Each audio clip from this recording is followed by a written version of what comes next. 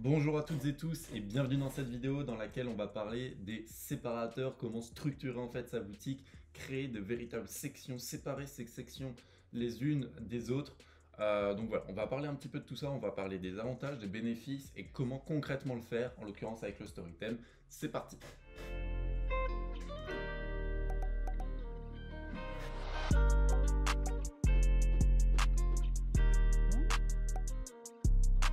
Donc je suis sur la boutique de démonstration Silice, la boutique principale de démonstration par rapport au Storytem. Pour ceux qui ne savent pas, c'est tout simplement le thème qu'on a pu développer avec l'équipe New Story.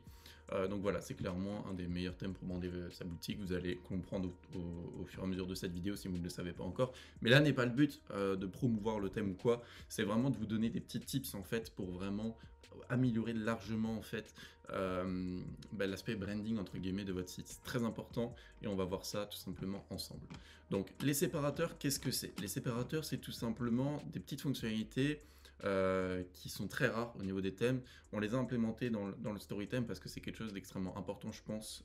Enfin, en tout cas, c'est pas nécessaire, c'est pas essentiel, c'est pas obligatoire, mais c'est un énorme plus dans le design global de votre boutique. Là, il y a un séparateur, par exemple, des petites vagues comme ça, c'est un séparateur.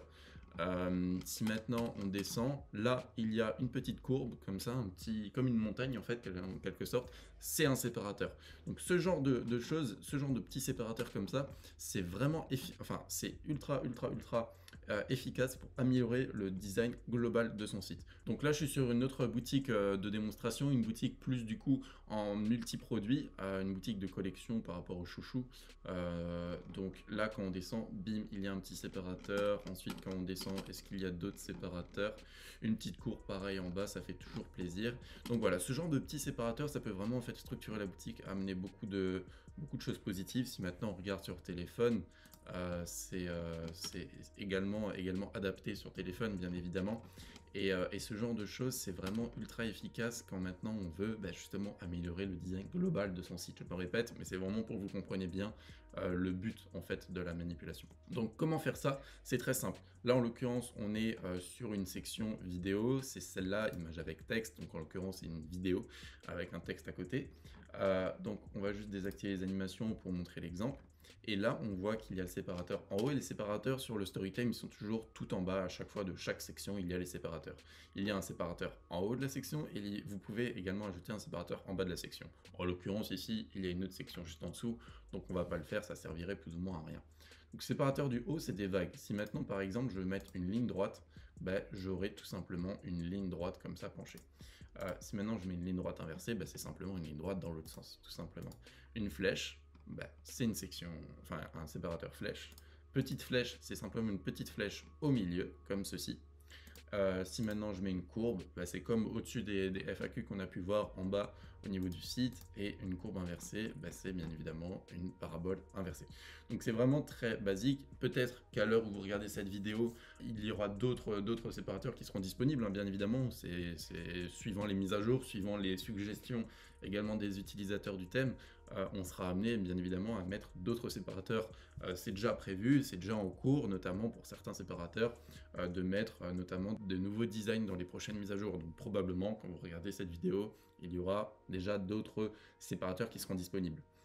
En attendant, à l'heure où je tourne cette vidéo, il n'y a que ceux-là qui sont disponibles. Ça fait déjà très bien. Ok, donc maintenant, je vais juste remettre les vagues et je vais vous expliquer comment concrètement les utiliser. Parce que là, je vous ai montré un peu l'essentiel. Mais si j'arrêtais la vidéo maintenant, il n'y aurait pas franchement le maximum de valeur. En fait, le but des séparateurs, ça va être de fluidifier la navigation directement sur une même page internet. C'est quelque chose d'assez important en quelque sorte, et c'est quelque chose où ça va vraiment en fait aider à convertir, parce que en quelque sorte quand on va se balader sur un site, ça va être très brut, ça va être bim, section.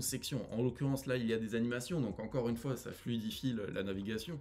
On met toujours des petits éléments pour fluidifier la navigation, mais là hop là, une petite vague comme ça peut amener un certain confort entre guillemets à naviguer sur votre site, parce que votre site est beau, votre site est bien réfléchi, votre site est bien pensé, votre site est fluide. C'est à ça, si vous ajoutez les petites animations ou alors les petites vidéos, les images de belle qualité, vous avez un combo. C'est pour ça que je dis que les séparateurs ne sont pas essentiels, mais c'est quelque chose d'important dans le sens où ça représente un ensemble.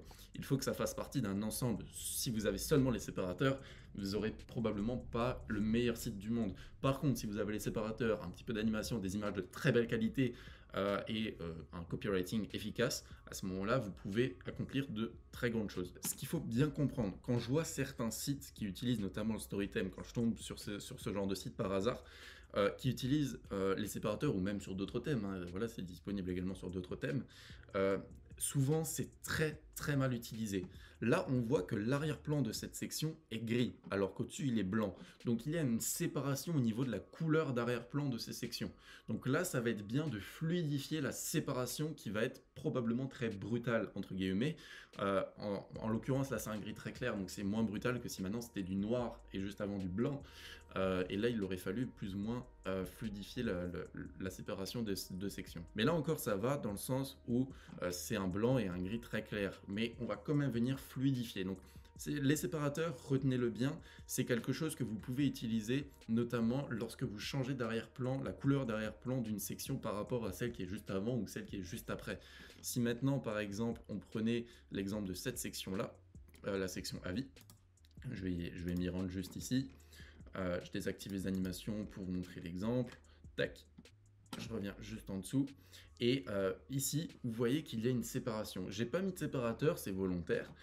C'est parce que d'après nos tests, c'est ce qui marche le mieux avec une section colorée. Mais j'aurais très bien pu mettre un séparateur du bas avec, en l'occurrence, par exemple, une vague.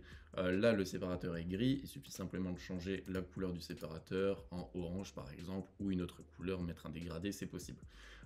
Donc ce genre de séparateur va être très bien pour séparer, encore une fois je le répète, une section d'une autre.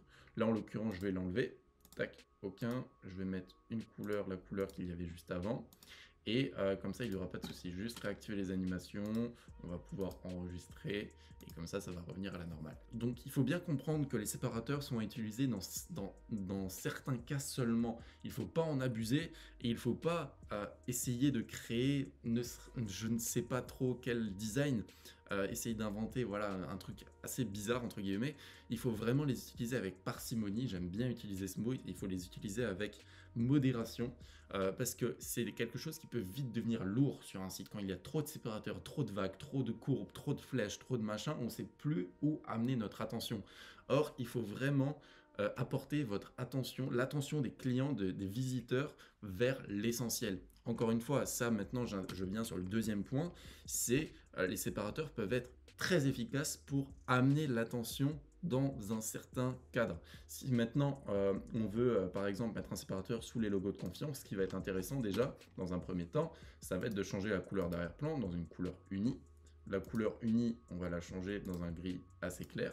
Comme ça, il y a la couleur d'arrière-plan qui change. Et en bas, on va pouvoir mettre un séparateur bas avec notamment par exemple une petite flèche. Ça peut être très intéressant. Donc je vais enregistrer pour voir les résultats. Quand il y a les animations qui sont activées sur Storytime, il suffit simplement d'enregistrer pour voir les résultats et le site se recharge automatiquement et à ce moment-là, on pourra voir les résultats. Là, il y a les résultats. Encore une fois, la flèche nous dit de regarder vers le bas, nous dit de scroller quand on est sur mobile. C'est quelque chose d'extrêmement efficace, notamment pour amener l'attention vers un certain point. Là, sur mobile, la flèche est très efficace. Ça va vraiment changer quelque chose dans votre taux de conversion. Donc, ce genre de séparateur, c'est utilisé avec modération aux bons endroits lorsque c'est nécessaire, lorsque c'est pertinent. Parce que si maintenant je mets un séparateur ici, par exemple de vague, ça aura pas du tout le même effet si en plus ici je mets pas de couleur et c'est une vieille couleur blanche. Sur énormément de sites, à ma grande surprise en quelque sorte, j'ai pu voir en fait tout simplement des séparateurs qui sont mis à des endroits totalement pas pertinents. Par exemple là, j'ai vu plusieurs sites qui ont ce genre de séparateur, alors que c'est de une pas agréable à voir, c'est moche, c'est pas cohérent, il y a quelque chose qui bloque. Donc utilisez utilisez les séparateurs uniquement lorsque vous changez d'arrière-plan, lorsque vous changez la couleur d'arrière-plan d'une section à une autre.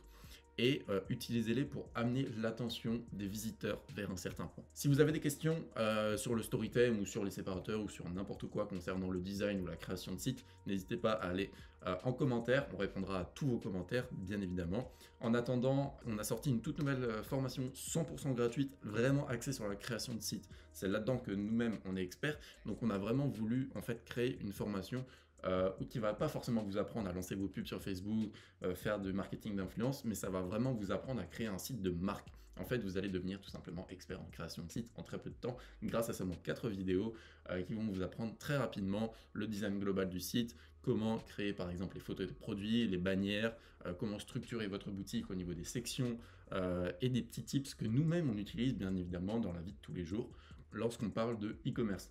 Donc voilà en ce qui concerne cette vidéo. Comme dit, si vous avez des questions, n'hésitez pas en commentaire. N'hésitez pas à vous abonner à la chaîne également, ça nous fait très plaisir. Nous faire les retours et ce que vous en pensez tout simplement. Dimanche soir, il y aura à 18 h la nouvelle vidéo qui va sortir concernant l'aspect e-commerce en général. Et mercredi prochain, à la même heure, à 18 h, il y aura une vidéo sur le Storytime ou alors sur une partie beaucoup plus pratique du e-commerce. Donc voilà, on se dit à dimanche soir pour la vidéo générale, à mercredi prochain comme d'habitude pour la vidéo pratique. Croyez en vos rêves, travaillez dur, salut!